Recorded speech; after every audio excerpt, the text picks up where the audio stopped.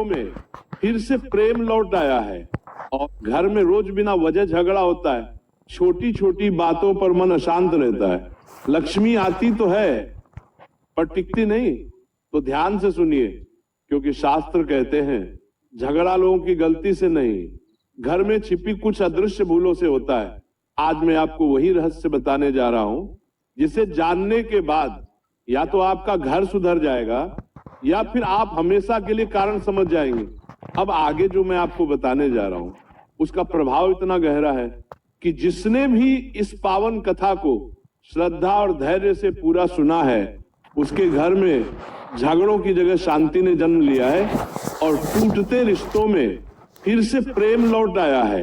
और प्रेम से बोलिए राधे राधे। और इस पावन कथा को अंत तक ध्यान से सुनिए, क्योंकि यह कथा सिर्फ सुनने के लिए नहीं, जीवन बदलने के लिए है। बहुत पहले की बात है। एक नगर था, धर्मनगर। वहां एक सेठ रहते थे, नाम था धनदेव। धन खूब था, प्रतिष्ठा भी थी, मंदिर में दान भी देते थे, पर उनके घर का आंगन जैसे शांति से रूठा हुआ था। सुबह होते ही तकरार, भोजन पर कटु वचन, छोटी बात पर आग, और रात होते होते मन का भार इतना कि कोई किसी से आंख मिलाकर न बोले। उनकी पत्नी कहती मैंने क्या बिगाड़ा। बड़ा बेटा कहता पिताजी किसी की नहीं सुनते। छोटा बेटा कहता भैया हमेशा मुझे नीचा दिखाते हैं। और सेठ धनदेव मन ही मन कहते सब मेरे खिलाफ हैं। एक दिन नगर में एक वृद्ध ब्राह्मण पधारे। देह पर धूल लगी थी, चेहरे पर तेज था और वाणी ऐसी की जैसे भीतर के बंधन खोल दे। लोग उन्हें शांतिदास कहते थे। सेठ धनदेव ने सुना कि ये शास्त्रों के ज्ञाता हैं, घर गृहस्थी के दोष भी समझते हैं। सेठ ने उन्हें आदर से बुलाया, पांव धोए, आसन दिया, फल पानी रखा और फिर एक सांस में कह दिया महाराज मेरे घर में सुख नहीं टिकता, झगड़ा रोज होता है। कारण बताइए, उपाय बताइए। मैं दान करता हूं, पूजा करता हूं, फिर भी घर में आग क्यों? शांतिदास ने सेठ को देखा और बोले सेठ जी, शास्त्रों में एक बात आती है, जहां वाणी तप्त हो जाए वहां अग्नि पहले जीभ पर लगती है फिर घर पर झगड़े का कारण केवल वाणी नहीं। बताइए क्या आपके घर में सब मिलकर भोजन करते हैं? सेठ ने कहा कभी कभी, अब सब अपने अपने समय से खाते हैं। शांतिदास बोले और घर का द्वार क्या सूरज ढले भी खुला रहता है, भीतर बाहर का आना जाना? सेठ ने कहा हाँ, मुनीम आता है, पड़ोसी आते हैं, रिश्तेदार बहुत लोग आते हैं। शांतिदास ने फिर पूछा घर में देवस्थान कहाँ है, दीपक जलता है, तुलसी है, और क्या आप पूजा के बाद भी क्रोध कर लेते हैं? सेठ कुछ झेंपे, महाराज क्रोध तो हो जाता है। तभी भीतर से सेठानी की आवाज आई, इनसे पूछिए, ये हर बात में ताना देते हैं, बच्चों के सामने मेरा अपमान करते हैं। बड़े बेटे ने कहा और मां भी कम नहीं, हर समय तुलना करती है। छोटा बेटा बोला मेरी बात कोई सुनता ही नहीं। शांतिदास मुस्कुराए नहीं, गंभीर हो गए, बोले देखा झगड़ा किसने शुरू किया? ये कोई नहीं कह रहा, सब कह रहे मेरे साथ हुआ। शास्त्र कहते हैं अहंकार सबसे पहले न्याय मांगता है, कर्तव्य नहीं।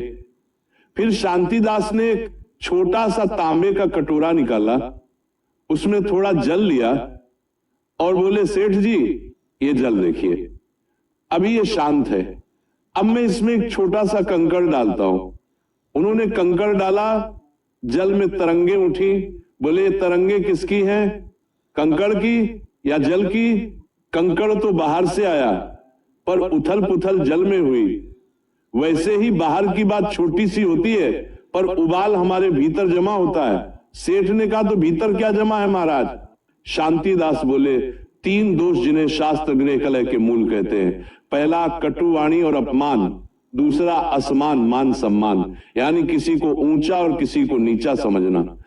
तीसरा गृह में नकारात्मक संस्कारों का संचय, जैसे अशुद्धता, अस्त व्यस्तता, और घर में हर समय शिकायत का माहौल। शेठ ने कहा पर मैं तो धार्मिक हूं। शांतिदास ने तुरंत कहा धार्मिक होना और धर्म में स्थिर होना अलग बात है। शास्त्र में गृहस्थ के लिए धर्म का पहला नियम है घर को आश्रय बनाओ, रणभूमि नहीं।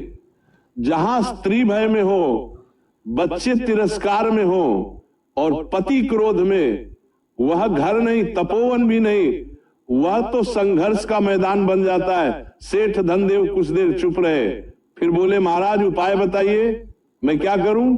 शांतिदास बोले, उपाय बाद में, पहले परीक्षा। आज रात में आपके घर ठहरूंगा, मैं देखना चाहता हूं झगड़ा किस मोड़ पर जन्म लेता है। सेठ ने सोचा आज तो घर संभाल लेंगे, सबको पहले ही समझा दिया, कोई ऊंची आवाज नहीं करेगा। महाराज ठहरे हैं, रात हुई, घर में समझाता नहीं हमले। शांतिदास बोले, देखा मैं भोजन बना, पर जैसे ही परोसने की बात आई, बड़ा बेटा बोला, मेरे हिस्से में हमेशा कम क्यों? छोटा तो बस खेलता रहता है। छोटा बोला, मैं खेलता हूं तो क्या आपकी तरह हर समय आदेश तो नहीं देता? मां ने कहा, बड़ा बेटा ही घर संभालता है। छोटा तिल मिला गया। सेठ ने बिना सोचे थप्पड़ की धमकी दे दी, चुप। और बस वहीं से आग भड़क गई। शब्द बढ़े, ताने बढ़े, बीती बातें निकल आईं, और कुछ ही पल में वही रोज का दृश्य। शांतिदास शांत बैठे रहे। जब सब थककर चुप हुए, तब उन्होंने केवल एक वाक्य कहा, झगड़ा रोटी से नहीं शुरू हुआ था, झगड़ा सम्मान से शुरू हुआ, और सम्मान छीनने की शुरुआत तुलना से हुई। सेठ बोले, पर घर तो चलता ही तुलना से, कौन काम करता? कौन नहीं? शांतिदास ने कहा, कार्य का मूल्यांकन करो, व्यक्ति का अपमान मत करो। शास्त्र की मर्यादा यही है। वाणी में धर्म हो तो घर में लक्ष्मी टिकती है, वाणी में दंभ हो तो घर में कलह टिकता है। फिर उन्होंने सेठ से कहा, एक काम करो, कल सुबह से 3 दिन तक एक नियम, कोई भी व्यक्ति घर में किसी को उसके पुराने दोष याद दिलाकर नहीं बोलेगा, न तुम हमेशा न तू कभी। शास्त्र कहते हैं, जिस घर में हमेशा और कभी जैसे शब्द आ जाएं, वहां सत्य नहीं रहता, केवल आरोप रहता है। सेठ ने कहा, और अगर कोई नियम तोड़े? शांतिदास बोले, तो दंड होगा उस दिन। वो व्यक्ति देवस्थान में दीपक जलाकर मौन रखकर घर के सबसे छोटे सदस्य से क्षमा मांगेगा, क्योंकि अहंकार को तोड़ने का सबसे सरल उपाय है झुकना सीखना। इतना सुनते ही बड़ा बेटा मन में जल गया, मैं क्यों झुकूं? छोटा भी सोचने लगा, मुझसे क्षमा मांगेंगे तो अच्छा लगेगा। सेठानी के भीतर भी विचार आया, अगर ये सच में झुके तो घर बदल सकता है। लेकिन सेठ धनदेव के भीतर सबसे बड़ा युद्ध चल रहा था, मैं घर का मुखिया हूं, मैं क्षमा मांगू। शांतिदास ने जैसे उसका मन पढ़ लिया, बोले, सेठ जी, मुखिया वही है जो आग देखकर पानी बने, जो आग में घी डाले, वो केवल मालिक है, मार्गदर्शक नहीं। और फिर शांतिदास उठे, देवस्थान के पास गए। उन्होंने देखा, देव की मूर्ति तो थी, पर धूल जमी थी, दीपक बुझा पड़ा था, तुलसी सूखी थी। उन्होंने धीरे से कहा, जहां ईश्वर की स्मृति केवल दीवार पर रहे और हृदय में न उतरे, वहां वाणी का नियंत्रण टूटता है, और जब वाणी टूटती है तब संबंध टूटते हैं। सेठ ने कांपती आवाज में पूछा, महाराज, क्या हमारे घर में कोई दोष है, कोई वास्तु, कोई दुष्ट छाया? शांतिदास बोले, दोष है, पर पहले मन का दोष, फिर घर का, और फिर संगति का। शास्त्र कहते हैं, जिस घर में दिन भर परनिंदा, कटाक्ष, अपमान और क्रोध का धुआं उठे, वहां नकारात्मकता जमती है। उसे लोग छाया कहते हैं, पर छाया बाहर से नहीं आती, हम ही बनाते हैं। सेठ धनदेव की आंखें नम हो गई। बोले, तो शुरुआत कहां से करूं? शांतिदास ने कहा, शुरुआत आज से एक वाक्य से। अभी इसी क्षण अपने परिवार के सामने कहो, मेरी वाणी से यदि तुम्हें चोट लगी हो तो मैं क्षमा चाहता हूं। यह वाक्य आपके घर के लिए पहला दीपक होगा। कमरे में सन्नाटा छा गया। बड़ा बेटा और छोटा बेटा भी स्तब्ध। सेठानी की आंखें भर आईं। सेठ धनदेव के होंठ कांपे, पर अहंकार बीच में दीवार बनकर खड़ा था। बाहर से लगता था ये बस एक वाक्य है, पर भीतर से ये पूरा जीवन बदलने का द्वार था। सेठ ने गहरी सांस ली, और जैसे ही वो बोलने ही वाले थे, उसी समय बाहर आंगन में किसी ने जोर से द्वार खटखटाया। सेठ चौंक गए। इतने रात में कौन?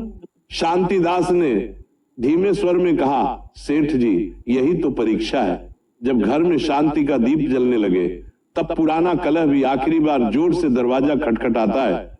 धनदेव के हाथ अपने आप उठे, जैसे क्रोध का दरवाजा खोल देंगे, पर शांतिदास ने बस आंखों से संकेत किया धीरे। सेठ ने कुंडी खोली। बाहर उनका मुनीम खड़ा था, घबराया हुआ। सांस फूलती हुई। बोला, सेठ जी माफ कीजिए, रात में आना पड़ा। गोदाम के पास 2 आदमी संदूक उठाकर भाग रहे थे। चौकीदार ने शोर मचाया तो वे अंधेरे में निकल गए। नुकसान तो बड़ा नहीं हुआ, पर मैं डर गया था। सेठ का चेहरा तमतमा उठा। उनकी जीभ पर वही पुरानी आग चढ़ाई। तू किस काम का है? चौकीदार किस लिए रखा है? बड़ा बेटा भी पीछे से बोल पड़ा, मैंने पहले ही कहा था ये लोग ढीले हैं। छोटा बेटा हंस पड़ा। आप देखो फिर शुरू हो गया। सेठानी ने ताना मारा, घर में शांति की बात कर रहे थे और बाहर की खबर आते ही असली रूप निकल आया। बस एक छोटी सी घटना ने फिर वही कला उठा दिया। पर इस बार शांतिदास बीच में खड़े हो गए। उन्होंने बहुत ऊंचा नहीं, बहुत धीमा बोला, देखो यही है घर के झगड़े का कारण। बाहर चोरी हुई नहीं, भीतर धैर्य चोरी हो गया। धन का नुकसान नहीं, धर्म का नुकसान हो रहा है। मुनीम सिर झुकाए खड़ा था। शांतिदास ने उससे कहा, तुमने सूचना दी, यह तुम्हारा कर्तव्य है। भय हो तो भी सत्य कहना चाहिए। फिर वे सेठ की ओर मुड़े, और आपका कर्तव्य है डांटना नहीं, व्यवस्था बनाना। क्रोध से केवल अपमान बढ़ता है, समाधान नहीं। सेठ के भीतर कुछ टूटने लगा। उन्हें अपने पिता की सीख याद आई। घर की देहरी के भीतर आवाज ऊंची हो तो लक्ष्मी बाहर निकल जाती है। उन्होंने पहली बार मुनीम से नरम स्वर में कहा, ठीक है, सुबह बैठकर व्यवस्था करेंगे, तुम जाओ विश्राम करो। घर में सन्नाटा छा गया, पर अब यह सन्नाटा भारी नहीं था, हल्का था, जैसे तूफान के बाद हवा साफ हो। शांतिदास ने धीरे से कहा, अब बोलो सेठ जी, वही वाक्य जो दीपक बनता है। सेठ धनदेव ने पत्नी की ओर देखा, दोनों बेटों की ओर देखा।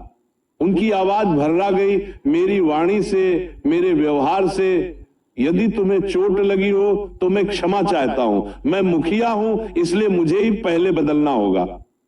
सेठानी की आंखों से आंसू बह निकले। प्रिय दर्शक बंधु, कथा समाप्त होने से पहले मैं आपसे सिर्फ इतना ही कहना चाहता हूं, आपके एक छोटे से क्लिक में किसी की जिंदगी बदलने की ताकत छुपी है। हम इस चैनल से जो भी कमाई होती है उसका हर हिस्सा एक इंसान, एक पशु पक्षी और एक जीव जंतु की सेवा में लगाया जाता है। जब आप सब्सक्राइब करते हैं, आप सिर्फ एक बटन नहीं दबाते, आप एक भूखे को भोजन देते हैं, एक घायल पक्षी का इलाज करवाते हैं, एक असहाय जीव को नई सांस देते हैं।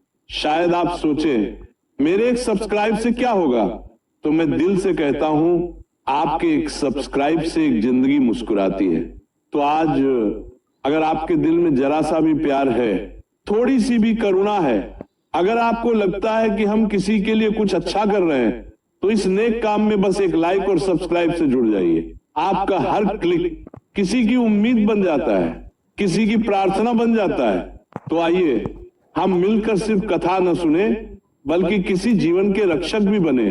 अभी सब्सक्राइब करिए और एक लाइक कर दीजिए और प्रेम का यह संदेश आगे बढ़ाइए। और हो सके तो कमेंट में जय राधे राधे जरूर लिखें। भक्तों, बगल में दिख रहे किसी भी पावन वीडियो पर क्लिक करिए, वहां महत्वपूर्ण ज्ञान आपकी प्रतीक्षा कर रहा है।